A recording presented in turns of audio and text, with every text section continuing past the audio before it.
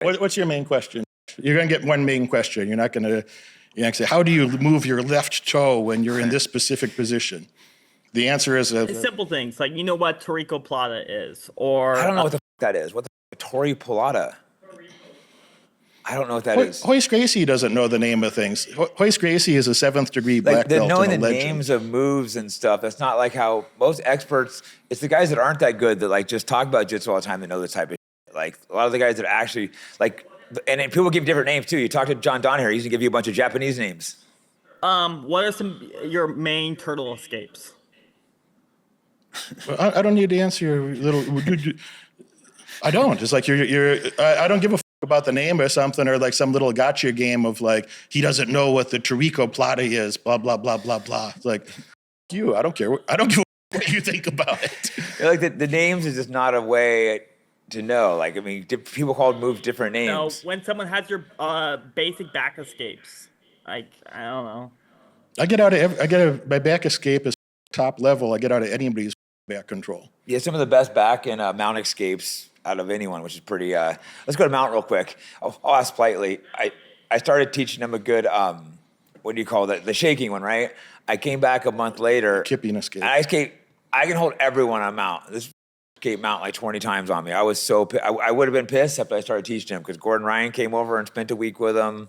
Thankfully, I'd started teaching it. It would just kip out of anyone's guard just like, or anyone's mount just like that. He has amazing back escapes too.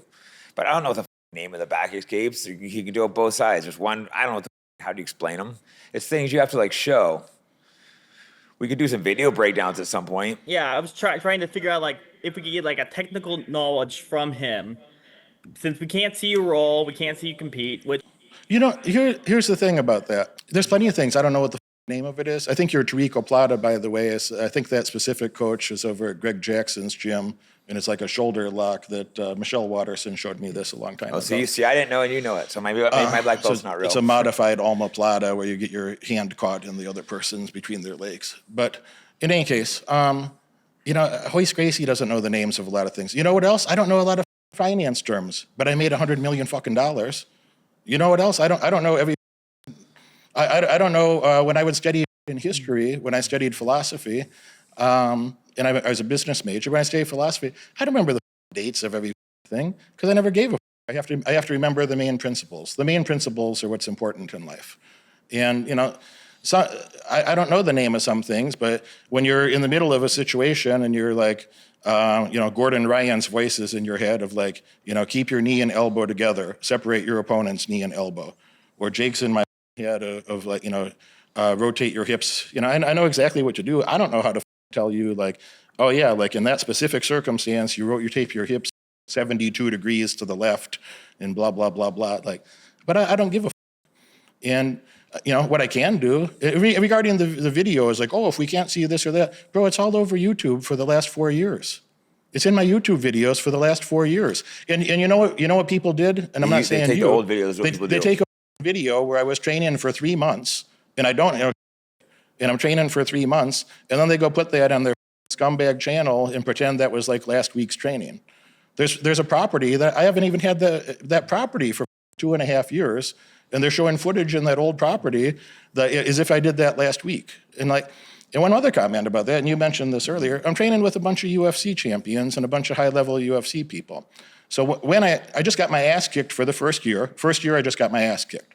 And the second year, I got my ass kicked in slightly more sophisticated ways because I learned how to not get my ass kicked so easy because I got tired of getting my ass kicked in the simple ways the first year, okay? By the time you're into year 3 and so on, like I start doing pretty good. And when I make a UFC top contender or former champion tap, is that what you should do with your coach? Is go put that on the internet immediately? That's what I'm supposed to do is go film that and put it on the internet like a piece of.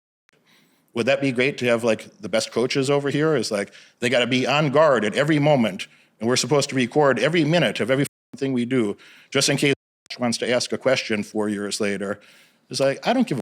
I think that's very important to add. Exactly, you can't like film him doing very well with a UFC guy and post it online. That would be like make them look bad. I mean, UFC guys, you notice you don't see that much training footage even because you're not supposed to. It's like you don't show it when you tap people and stuff.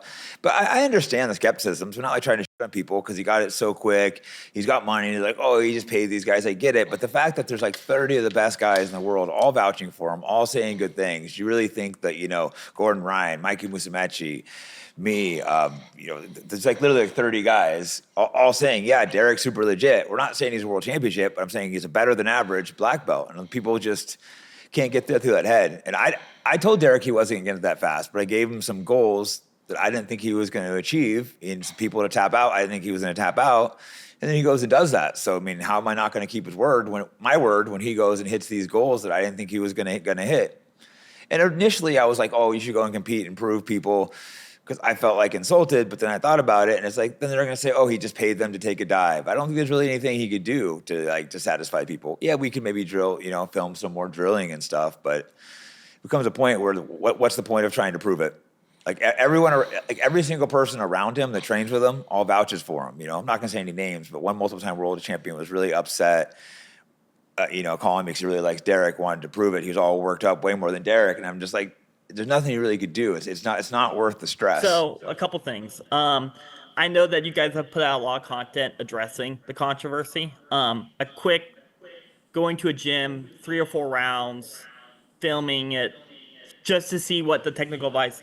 I have a little hard time with this idea of getting a black belt and not competing because you don't know what your skill will or will not be unless you're put under heavy pressure, right? So Yeah, my coaches took it easy on me so much.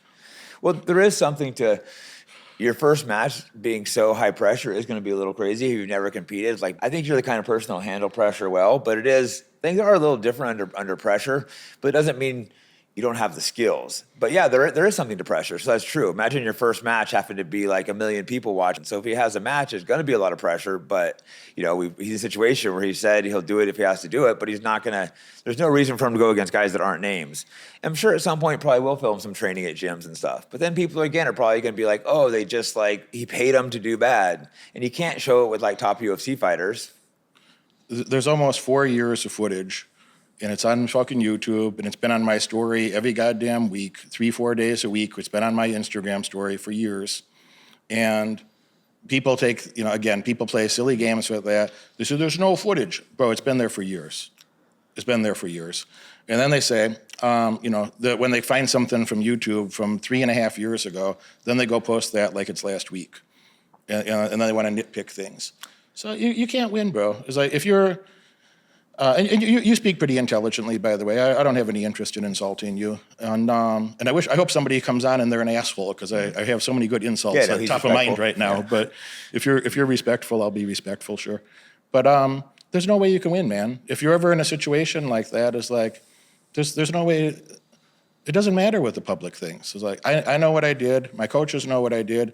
I'm gonna train with Gordon at his gym with a bunch of other people down there. And the people in that room, am I going to go film a bunch of it? We'll film a couple clips or something. And they'll be random clips. It's not a highlight reel where I have a camera. People are here. I'm training with people. They come stay with me for days at a time, for 4 days at a time usually. And we have a camera on for 30 minutes or 2 hours at most. That's the range. It's like we're filming for an hour or so. And it's like, that's like we're doing the mentoring call. And then we have a camera for 30 minutes or something in the training room, and we film a couple clips. It's not the best of, it's not the highlight reel. It's just the random shit we're doing at that moment. And I don't really give a fuck. I don't need the public for anything. If the public never gives me another dollar, I don't really give a fuck, dude. I don't really give a fuck. I'm gonna go make another 100 million and another 100 million, and I'm gonna sit around in that purple Rolls Royce over there. If I get bored with that, I'll take a ride in my Maybach. I'll do whatever I want. Just last thing I would add, you know Gordon Ryan, right? He's pretty damn wealthy. You think he's going to come spend 4 days with him just for a paycheck and if he's someone who's a fraud and a piece of shit?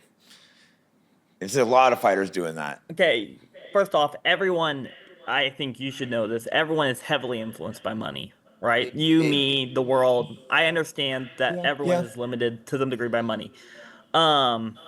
I'm not saying he would necessarily get directly financed by Derek, but there's definitely influence in wanting to keep relationships good. Like someone might not speak out not because they're receiving money, but just because they don't want the relationship to be damaged for future endeavors. I pay all my coaches, for the record, I pay all my coaches, and I pay some of them more than they asked for because I think they're worth it.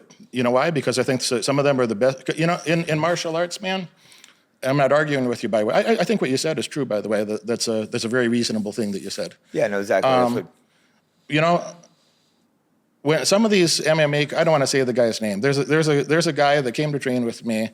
And he wrote me, and he just asked me if he could come. You know, he wasn't even looking for money. He asked me if he could come train that day, and we spent about 4 hours, you know, hitting pads and working. This guy is a coach of a couple former UFC champions, and a very talented guy, nice guy, talented guy.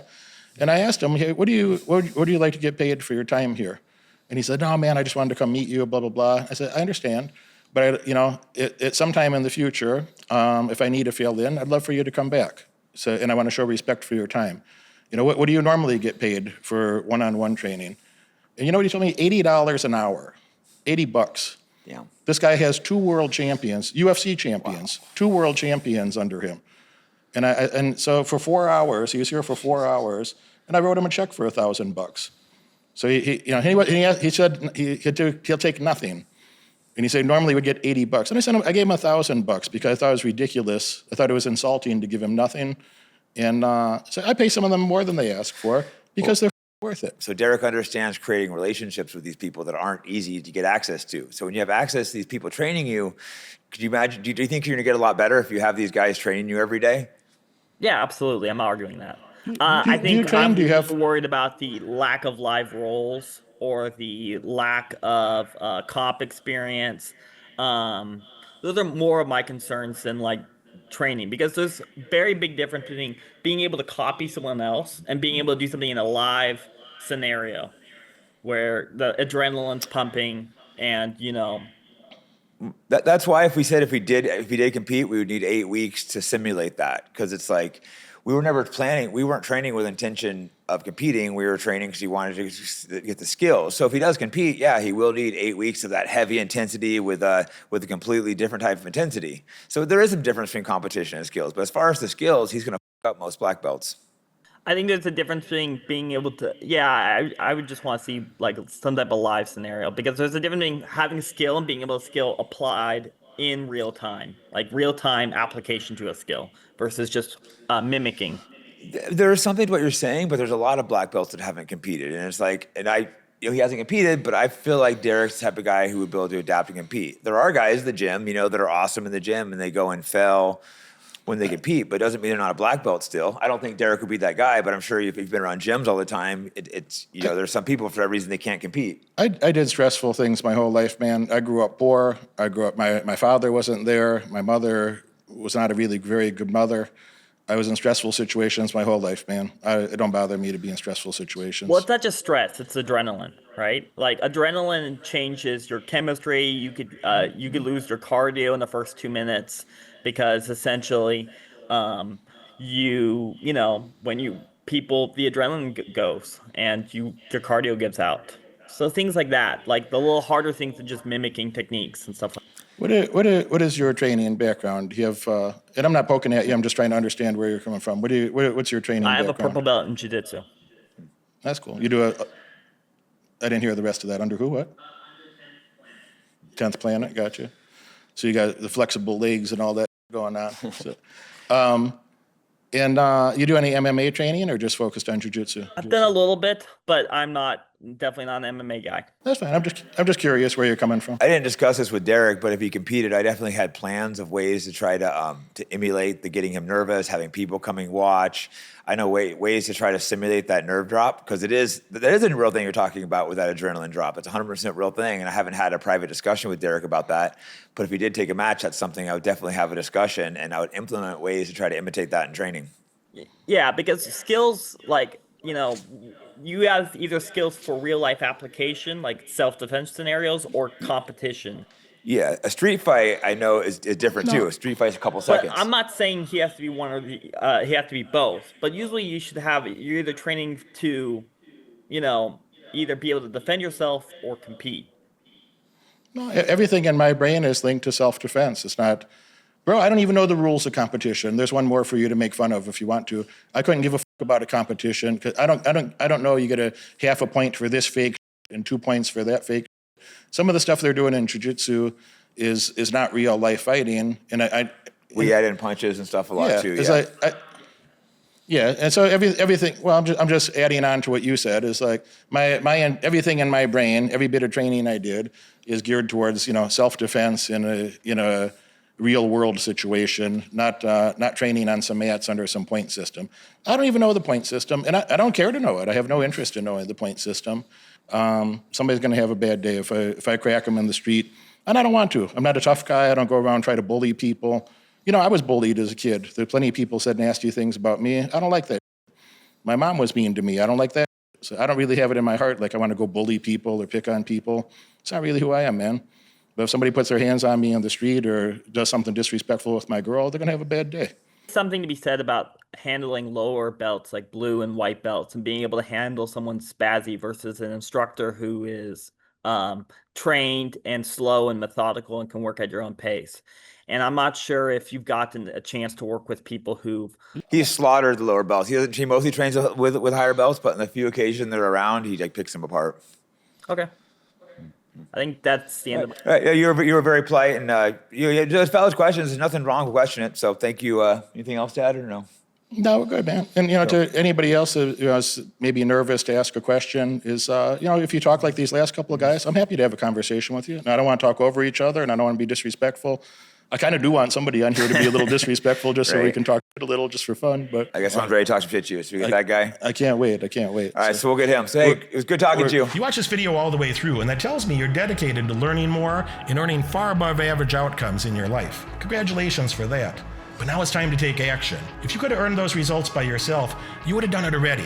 My head coach has opened up a few spots on his high-demand calendar for an in-person, one-on-one strategy session to help you. On this call, we'll give you the pragmatic advice that you can implement tonight to get laser-focused on the right metrics and leave mediocrity far behind in your past. Click that link right now in the description below and apply for your call immediately. Do it now.